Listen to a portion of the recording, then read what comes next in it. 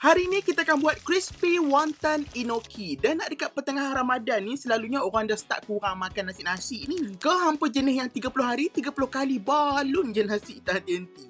Untuk wonton enoki, hampa perlukan cendawan enoki. Potong dia punya akar and cerakinkan tarik-tarik enoki ni. Untuk kulit wonton, kena sapukan air dekat seluruh bahagian permukaan dia. Letakkan enoki, ambil bahagian bawah, lipat ke atas, kemaskan tekan-tekan, ambil bahagian kanan pula, bawa ke kiri. Yang kiri bawa ke kanan.